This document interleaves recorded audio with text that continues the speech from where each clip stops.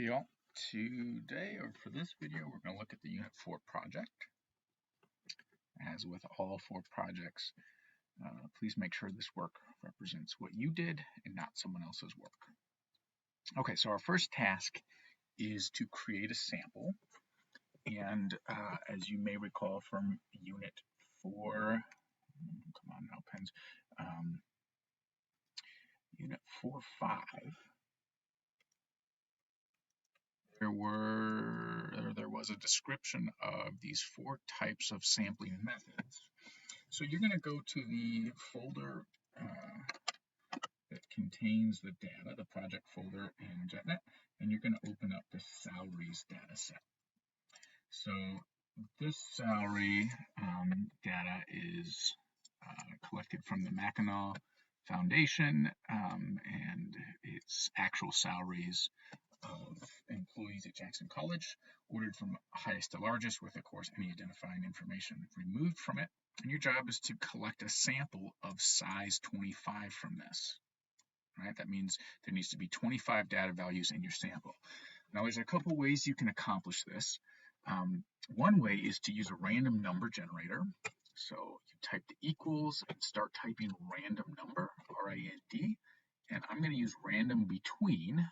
Notice I've labeled the salaries from 1 to 33. So we want our random number generator to pick a number between 1 and 133. And there it is. So if this was our first data value, I would go to sample 32 and I would select that. So I'm just Control C for shortcuts. And I'll put it over here, Control V. Now notice, as soon as I do something, this generates another number. So I could then go to 71 and click that one. Control C, copy, and Control V to paste, and that was the 77th, and so on. And there I would randomly generate 25 numbers if I did that 25 times. The other thing you could do is if you wanted all 25 numbers at once, let me do this. I'm going to make a list of 25 numbers here. So these are the numbers 1 to 25, just for counting's sake. And I'm going to go to this right-hand corner, so I get the black plus sign. I'm going to drag this, and there's 25 random numbers. Now remember, every time you make a change in Excel, these numbers will change. So I'm going to copy this, and I'm going to paste the values, not the formulas, everything, just the values. And there I now have a randomly generated set of numbers. I could sort them from smallest to largest.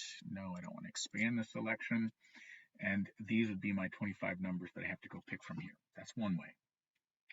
The other way we could do is the systematic, where again we could generate a random number between 1 and 133. There's my random number. This would be my starting place. And then maybe I would go for every k equals 3, pick every third person. So this number had been a 6 that I randomly generated. And so I would start here and then pick every third value. So I would select this one. Oops, I didn't click the correct thing. So Control C for my 6th number. And then my next one was my 9th number. And then go through until I've got 25 numbers. That would be systematic. If you're going to do cluster or stratified, I really didn't give you enough information here. So the only way you could group is by doing like a grouped frequency distribution type of thing, where you could create classes. So maybe we would take the maximum number, which is this top number, and subtract from it this bottom number. And there's your range, and then maybe we want, say, 6 classes. No, let's do 10 classes. So we're going to do every 13,000 would be our classes. So I think our lower limit would be, okay, we don't need this. Our lower limit would, let's make that 700, I guess. So lower limit and then upper limit. If this is 700, we are then going to add. Now remember, when we did these classes, you always round it up to the nearest whole number. So we'd make this 14,000. So I'm going to take this previous value and add to it 14,000. Oops, I forgot to hit the plus sign. And then that would be our lower limits. I don't know, how many classes did we say? 10, 1, 2, 3, 4, 5, 6, 7, 8, 9, 10. Those would be our lower limits, and then our upper limits would be like this minus 1, I guess. Well, these are to the nearest decimal. So I guess we would do 14,699. So we would equal this minus 1 and hope for the best here. Shoop. Let's see, does that contain, oh, we don't have a next number, so let's get this up here. There we go. Good, that contains the top one. So then what we could do, is for stratified, we would select, say, 5 values from each of these. Well, these are 10 classes, so we would need like 5.5, we need like 2.5 values from each to get to 25, so it doesn't quite work. So maybe we do 3 values from each and you end up with 30 data values. That's okay. So randomly select 3 salaries within each of these. And then cluster would be randomly select 3 of these classes and take salaries within all of those classes. And I'm going to suggest that that's not a great idea. Okay.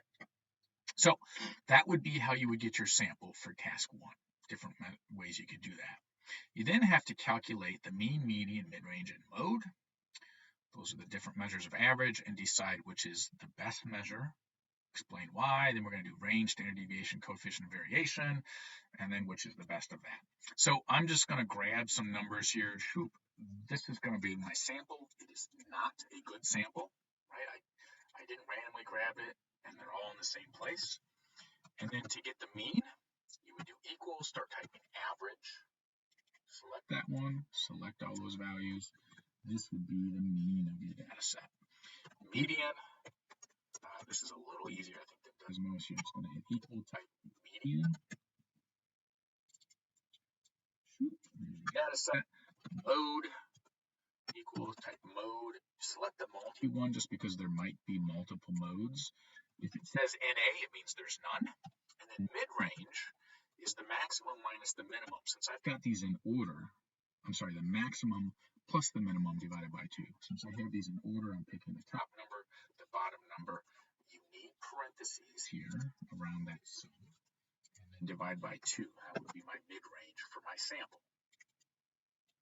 For the measures of variation, we needed what? Standard deviation.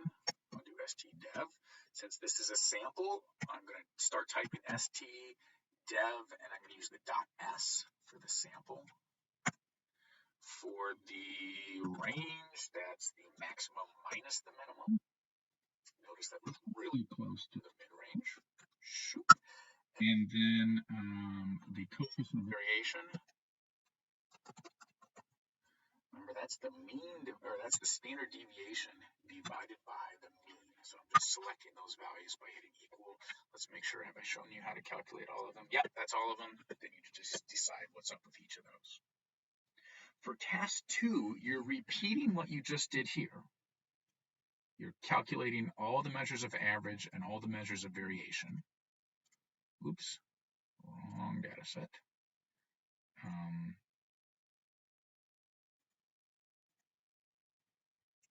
So you're going to go back to here, and you're going to use all 133 data values. So I might just copy and paste this over on the next page. No,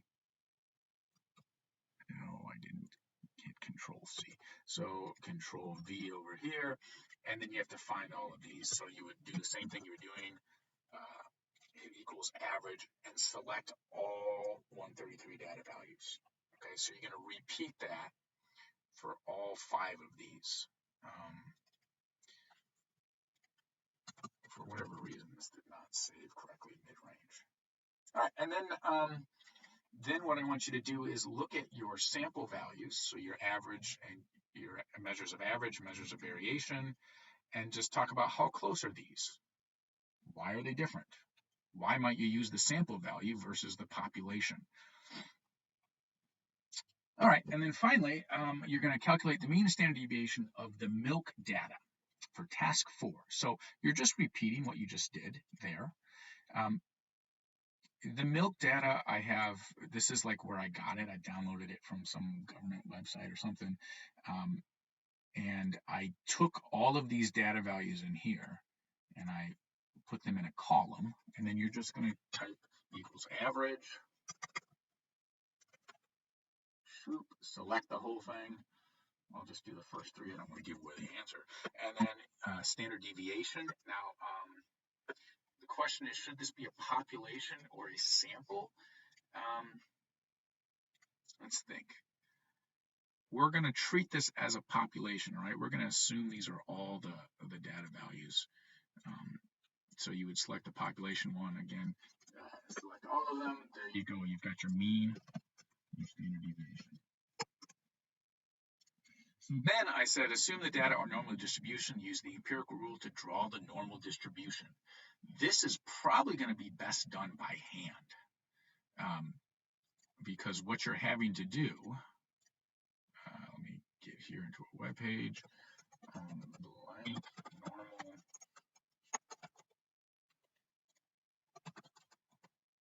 distribution curve is you're taking, say something like this. I'll just copy this image and paste it in here with my mean and sample standard deviation. You're just, come on.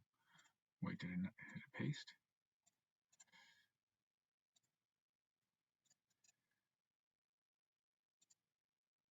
Here, we'll try this. We'll paste it in here. Boy, it doesn't want to copy that image, does it?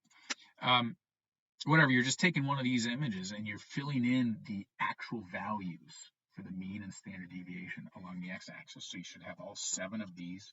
And then you're filling in the percentages in each column, just like we did in the Unit A review video, those last couple of problems. And then you're going to go find the price of 1 gallon of whole milk, either from your local grocery store, online, somewhere, and then you can include a picture or a screenshot of that information. Now, one thing to be careful with or to note about this is these data are the average price in these different U.S. cities.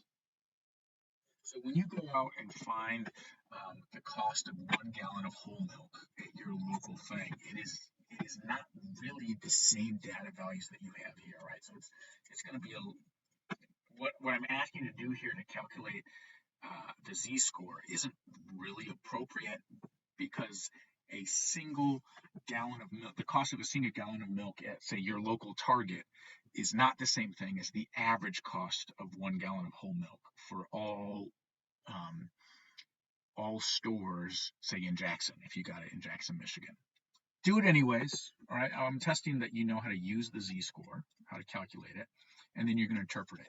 You can do that thing right here in Excel if you want. Remember, it's the data value, so it's that gallon of milk value you found minus this mean divided by this standard deviation. Of course, remember, it's for the entire population. And then you're just going to write up a sentence interpretation of that. Remember, z-scores are the number of standard deviations a particular data value is away from the mean. Above is positive, below is negative. Hopefully that this all makes sense for this project. It's a little bit of a shorter one. I apologize for cutting it short on you all. I should have added in maybe a group frequency distribution, a categorical frequency distribution, or whatever, but I think this captures fairly well what you're supposed to know from Unit 4. If you have questions, again, don't hesitate to ask. I'm here to help. Email or come to office hours.